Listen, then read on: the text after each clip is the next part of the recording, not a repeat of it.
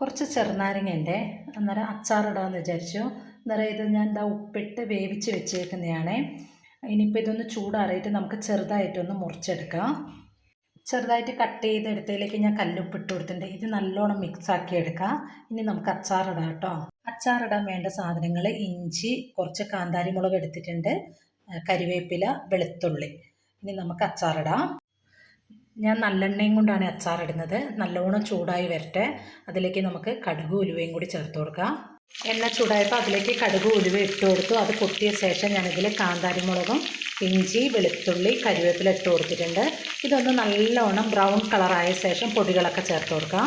ഇതിലേക്ക് പൊടികളായ മഞ്ഞൾപ്പൊടി, കാശ്മീരി മുളക് പൊടി ചേർത്ത് കൊടുത്തിട്ടുണ്ട്. പിന്നെ ഒരു 3 സ്പൂൺ അച്ചാർ പൊടിയും കൂടി ചേർത്ത് കൊടുത്തിട്ടുണ്ട് കേട്ടോ. ഇനി നല്ലോണം എണ്ണ തെളിഞ്ഞ് വരട്ടെ. തെളിഞ്ഞ് വന്ന ശേഷം നമുക്കിതിലേക്ക് വിനാഗിരി ചേർത്ത് കൊടുക്കാം. ഞാൻ ഇതിലേക്ക് വിനാഗിരി ചേർത്ത് കൊടുത്തിട്ടുണ്ട് കേട്ടോ. ഇനി ഒട്ടും കയ്പില്ലാതിരിക്കാൻ വേണ്ടിയിട്ട് നമുക്കൊരു 2 സ്പൂൺ പഞ്ചസാരയും കൂടി മിക്സാക്കി കൊടുക്കാം.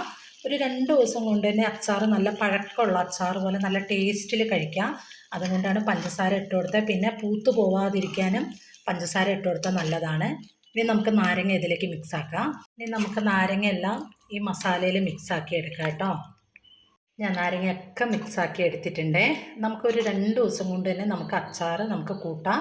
ഒട്ടും കയ്പുണ്ടാവില്ല കേട്ടോ. നിങ്ങളൊന്ന് ഇതേപോലെ ഒന്ന് ഉണ്ടാക്കി നോക്കുക. ഒട്ടും കയ്പില്ലാണ്ട് അച്ചാർ നമുക്ക് റെഡിയാക്കി എടുക്കാം. നിങ്ങൾക്ക് വീഡിയോസ് ഇഷ്ടപ്പെട്ടിട്ടുണ്ടെങ്കിൽ ഒന്ന് സബ്സ്ക്രൈബ് ചെയ്തേക്കണം കേട്ടോ. ലൈക്ക് ചെയ്യണം, ഷെയർ ചെയ്യണം, കമൻറ്റ് ചെയ്യണം. വീഡിയോസ് ഇത് ഇഷ്ടപ്പെട്ടിട്ടുണ്ടെങ്കിൽ ഒന്ന് കമൻറ്റ് ചെയ്തേക്കണം കേട്ടോ.